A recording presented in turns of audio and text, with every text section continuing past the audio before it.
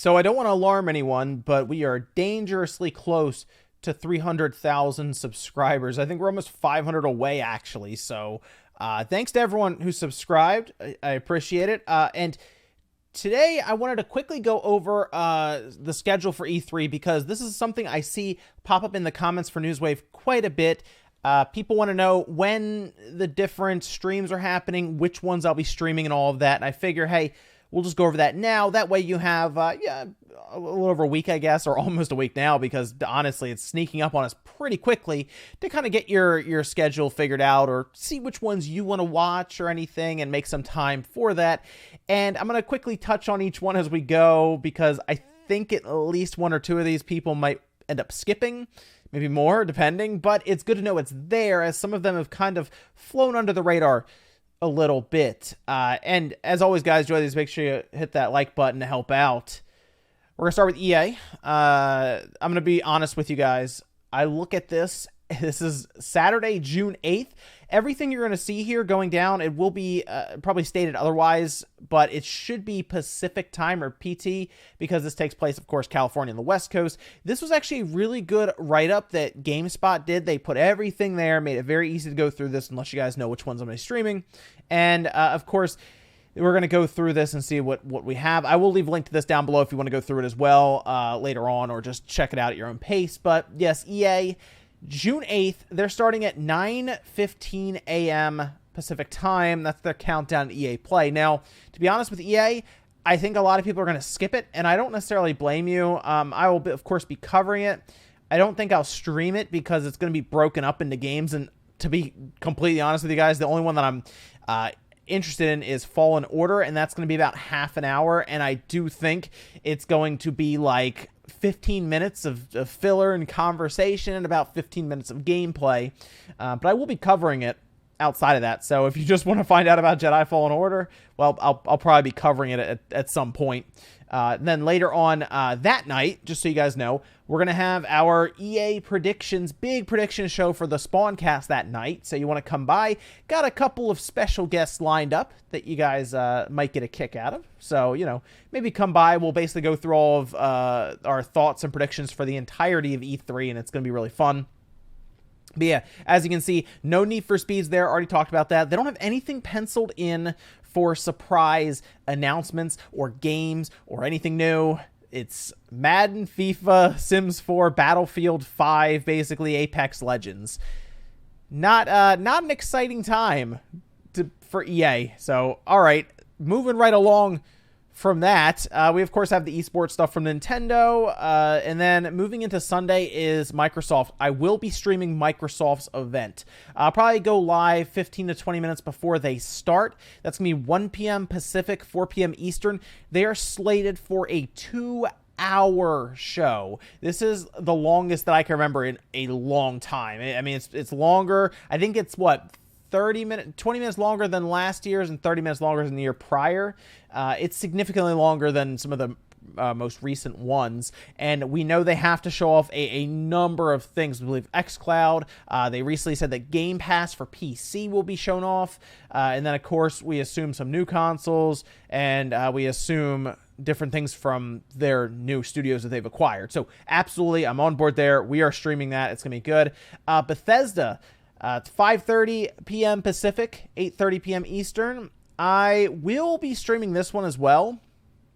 There's not going to be anything about Elder Scrolls 6 or Starfield. They've already said that. I believe those are next generation projects anyway, so we probably won't hear about those until maybe next year. That's what I think we're going to get the blowout for all the new consoles, because of course, after E3, we move into about a 5-month crunch where they're going to market and put these systems out, the PlayStation 5 and the next Xbox. So that is going to be a lot of next generation teases and games being at least shown off for the first time. So that'll be when you want to see that. But I do think Doom Eternal is going to be the big one there, mostly because they are putting up like the posters and painting sides of buildings or whatever they do over there for Doom already. So Doom Eternal looks to be Bethesda's big game, which actually makes me believe that Doom Eternal is coming out this holiday, which would be really cool. Obviously, it's on all the platforms, Xbox One, PlayStation 4, PC, Switch, and I mean, Doom's fun. So I'm on board there. I'm also curious if they'll have any other little surprises. But yes, absolutely streaming Microsoft and Bethesda. So actually, if you want to make sure you don't miss these, you can also turn notification on down below, and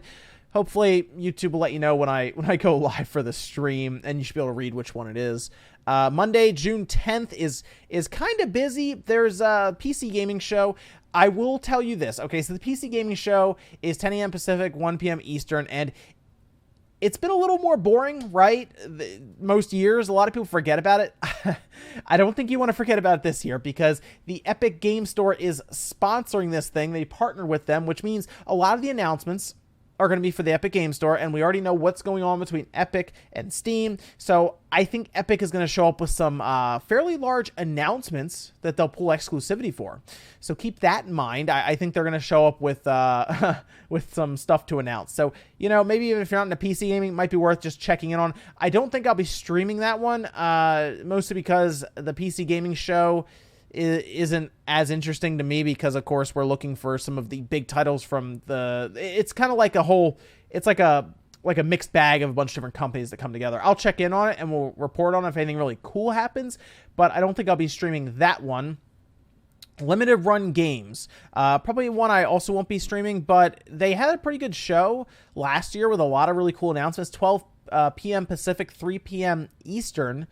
Don't really know what they're going to do there, but generally, of course, they'll just have some off-the-wall announcements, indie games, sometimes some larger ones. So another good one for collectors. That's mostly what that's for. It's physical copies that are being announced. Ubisoft, I will be streaming this one despite last year. If you remember, last year we streamed it here. Everything went well until it finished, at which point they blocked everyone's stream worldwide, which is essentially a strike, and made it so that I couldn't stream. They resolved that fairly quickly for me. I will say that after some quick emails here and there and some stuff on Twitter, they resolved it fairly quickly. So thanks, Ubisoft, for fixing that. But hopefully this year that's not what happens. But we're going into this expecting to see Watch Dogs 3, possibly some kind of collaboration with Nintendo, like a Mario Rabbids 2, for example. And I am absolutely crossing my fingers for a Splinter Cell, but I'm not holding my breath. Okay, but Ubisoft is generally lighthearted. It's kind of fun, and we'll watch that as well and have some fun there. Kind of Funny will be doing their own thing. They've done their showcase before as well. I don't think I'll be streaming it, but I will be just seeing what they have there. I know they've done some different things last year where they did like the Messenger DLC and everything. So there have been some good stuff that's shown up there, and it's pretty fun to see some of the smaller indie games and stuff that get kind of a light, you know, shined on them there. So that's cool to see. Square is the big one. I think Square is going to have a good show. I really do. They're taking Sony's time slot here. It's 6 p.m. Eastern, 9 p.m. Well, they have it mixed up. 6 p.m. Pacific, 9 p.m. Eastern. That's interesting. But I will be streaming that one as well. We did it last year, and I want to give you an idea of how much better I think this one's going to be than last year. So Final Fantasy VII Remake is going to be here this year. The Avengers game is going to be here this year. Those are just two. Last year, I remember we were talking about The Quiet Man as the new game they showed. So there you go. Square, I think, is going to be really fun. They might even have a new project from the Octopath Traveler team. Exciting stuff there. I'd like to think they're going to go back in time and maybe get some more of their older IPs, right? There's some cool stuff they could do. I mean, just throwing it out there, Square. Haven't played a Final Fantasy Tactics in a while, so, you know, just an idea. You know, there's Final Fantasy Tactics, you know.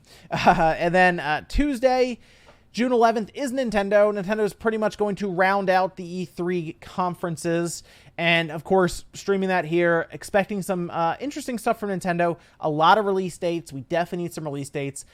Some different things showing up. That's 9 a.m. Pacific, 12 p.m. or noon Eastern Tuesday. I think a lot of people are looking forward to this one. And then, of course, they will have a Treehouse that's going to be going through the rest of the week. So if there's stuff you like in the Direct, most likely it will get extended looks and gameplay in the Treehouse.